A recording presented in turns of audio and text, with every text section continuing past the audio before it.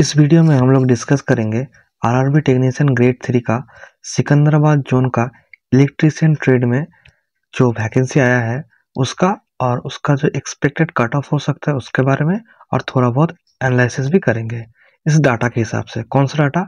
एक मैंने रैंक मित्रा से लिया है, आप देख सकते हैं, और एक मैंने रैंक गुरुजी से लिया है। तो आप देख सकते हैं रैंक मित्र में लगभग 2 लाख के ऊपर डाटा इनरोल हुआ था और रैंक गुरुजी में लगभग 1.7 लाख के आसपास।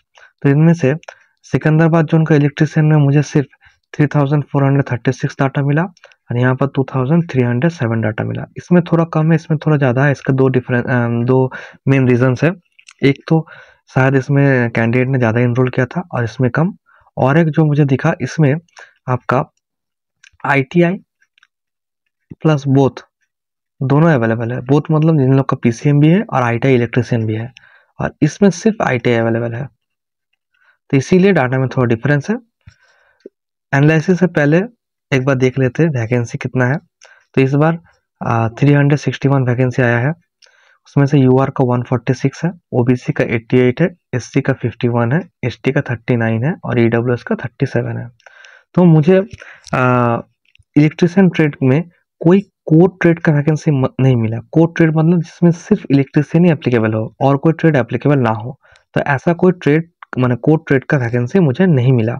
जैसे कि वेल्डर का कोर ट्रेड होता है वेल्डर, तो फिर फिटर का कोर ट्रेड फिटर, जिसमें और ट्रेड एप्लीकेबल नहीं होते, सिर्फ वही ट्रेड एप्लीकेबल होता है। तो इलेक्ट्रीशियन में ऐसा कोई कोर ट्रेड का पोस्ट मुझे नहीं मिला। इसमें हर ट्रेड ही एप्लीकेबल है, मतलब इसमें से जो पोस्ट है इसमें इलेक्ट्रीशियन भी एप्लीकेबल है, फिर वेल्डर भी एप्लीकेबल है, फिर आपका डीजल मैकेनिक भी एप्लीकेबल है, और भी अदर्स जो पोस्ट है सब एप्लीकेबल है। तो ये जो 146 पोस्ट है, तो मैं इसको 146 पोस्ट नहीं मानूंगा, क्योंकि इसमें जिन लोगों का नंबर इलेक्ट्रीशियन का से ज़्यादा होगा उन लोग को ट्रेड मिल जाएगा।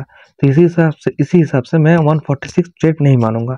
मैं लगभग उसका मतलब 2/3 लूंगा, 1/3 दे दूंगा अदर ट्रेड को, कि वो ट्रेड अगर इलेक्ट्रीशियन से ज़्यादा नंबर होगा तो वो लेकर चला जाएगा। तो मैं इसका मानता हूँ लगभग 2/3 मानता हूँ, 1/3 दे देता हूँ। तो इसका लगभग 100 पकड़ के चलते हैं UR का, OBC का लगभग आपका 60 पकड़ के चलते हैं, ऐसे करके SC का लगभग आपका 35 पकड़ लेते हैं, ST का लगभग आपका 26 पकड़ लेते हैं, और आपका EWS का 25 पकड़ लेते हैं। ऐसे करके हम लोग पकड़ लेते हैं। इसके बाद मैं आपको दिखाता हूँ डाटा, आप देख लीजिए। यह है रैंक मित्र का डाटा। मैंने जोन अलग कर लिया है, आपका ट्रेड अलग कर लिया है। फिर आप देख सकते हैं यहाँ पर बोथ है, ITI है, ठीक है। और मैंने जो नॉर्मलाइज नंबर है उसको मैंने डिक्रीजिंग ऑर्डर में, मतलब बड़ा से छोटा करके सजा लिया है। सेम मैंने किया है आपका रैंक गुरुजी में। अब देख सकते हैं मैंने यहाँ पर आपका जोन अलग कर लिया है, ट्रेड अलग कर लिया है, और नॉर्मलाइज का डिक्रीजिंग ऑर्डर में मैंने इसको सजा लिया है। अब मैं क्या करूँगा, अब देख सकते हैं यहाँ पर UR का 100 वैकेंसी हमने पकड़ा है। तो मैं क्या करूँगा, UR में टॉप जो 100 कैंडिडेट होता है उन लोग को UR में मिलता है, तो मैं टॉप 100 कैंडिडेट को ले लूंगा।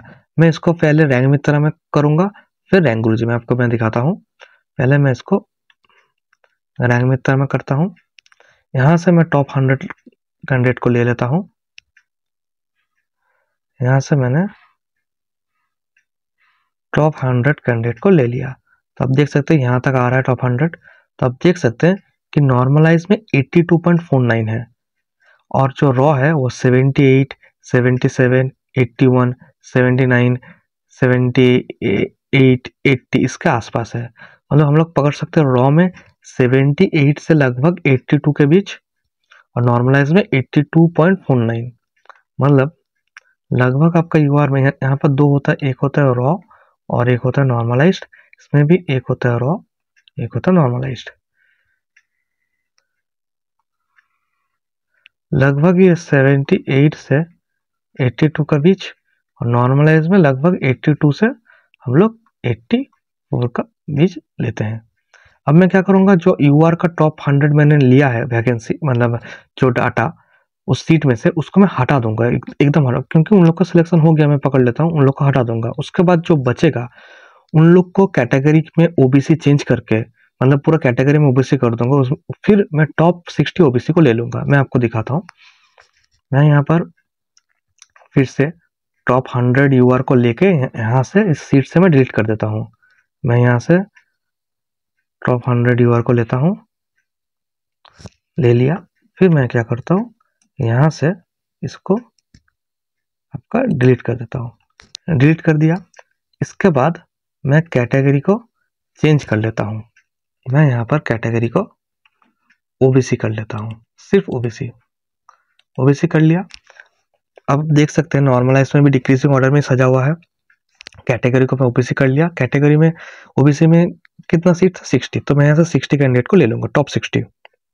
मैंने उस यूआर का डाटा को हटा दिया है। यहाँ से मैं टॉप 60 कैंडिडेट को ले लेता हूँ। यहाँ से मैंने टॉप 60 कैंडिडेट को ले लिया, तो टॉप 60 यहाँ तक आ रहा है। तो आप देख सकते हैं कि आपका नॉर्मलाइज में 78.65 है और आपका रॉ में 73, 74 उसी के आसपास है। ये जो 77 है ये शायद इजीएस्ट शिफ्ट में होगा, तो फिर तो 73, 72, 74 के आसपास है। तो हम लोग यहाँ से लगभग पकड़ेंगे। यहाँ से मैं पकड़ लेता हूँ लगभग 74 से 78। ठीक है, ये है आपका रॉ और नॉर्मलाइज में 78.65। तो लगभग आपका 78 से 81 तक।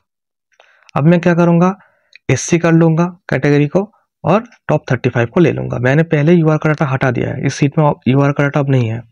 मतलब जो 100 यूआर को मैंने पहले लिया था उन सबको मैंने हटा दिया, 100 को। अब मैं ओबीसी को ले लिया था, अब मैं ओबीसी को हटा के एससी कर दूंगा, फिर मैं 35 एससी को ले लूंगा।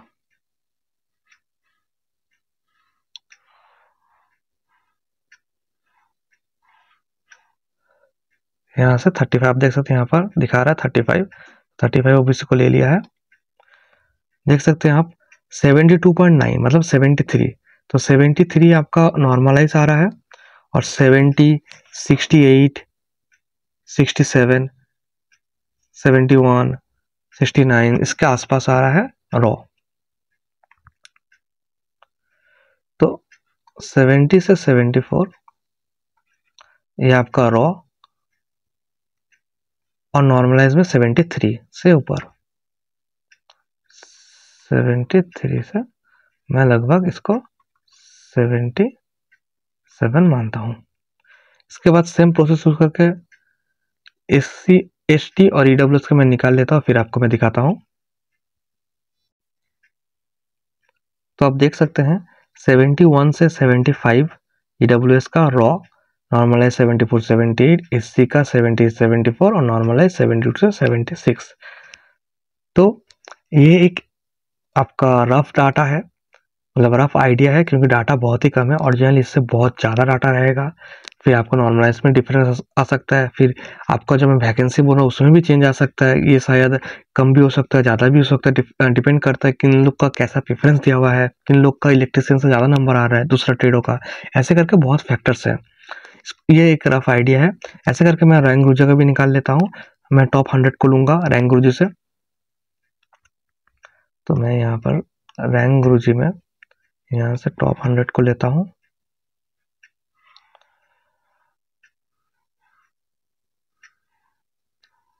टॉप 100 यहाँ तक आ रहा है।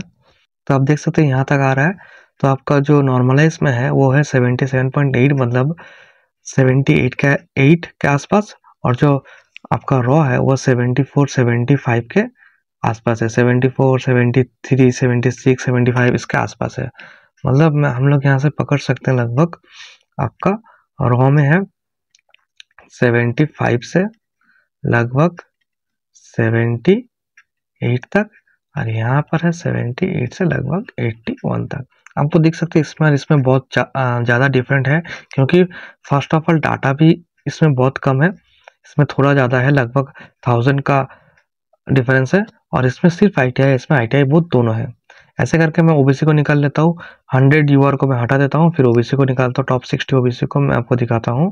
पहले मैं यहाँ पर फिर से सेलेक्ट करता हूँ 100 डाटा,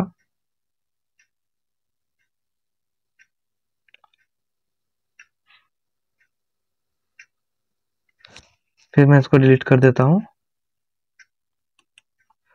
और कैटेगरी को चेंज कर लेता हूँ। अब आपका मैं ओबीसी कर देता हूँ। अब मैं 60 ओबीसी को ले लेता हूँ।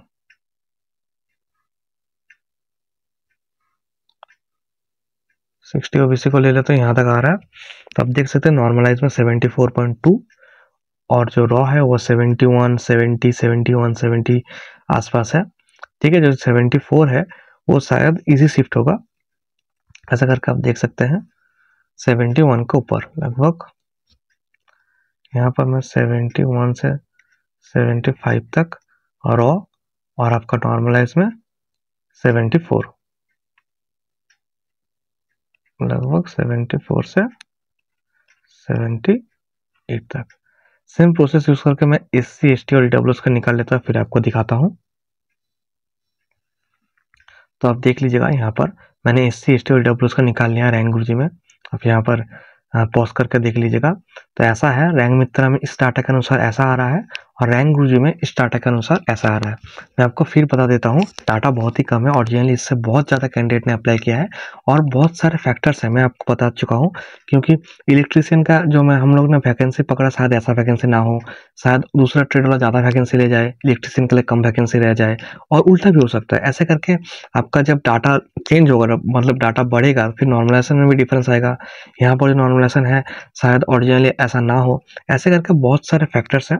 ये सिर्फ एक रफ आइडिया है, आपको इसको एक रफली देखना है और फिर आपका नेक्स्ट एग्जाम में लग जाना है, इसी को फाइनल नहीं मानना है। तो इस वीडियो में इतना ही। अगर आपको इस वीडियो ठीक ठाक लगा तो आप शेयर एंड सब्सक्राइब कर सकते हैं। लिंक में टेलीग्राम चैनल है, आप उसको ज्वाइन कर लीजिएगा, वहाँ पर मैं अपडेट देता रहता हूँ। और कमेंट कीजिए इसके बाद आपका कौन सा जोन में कौन सा ट्रेड का एनालिसिस चाहिए। Thank you, have a nice day.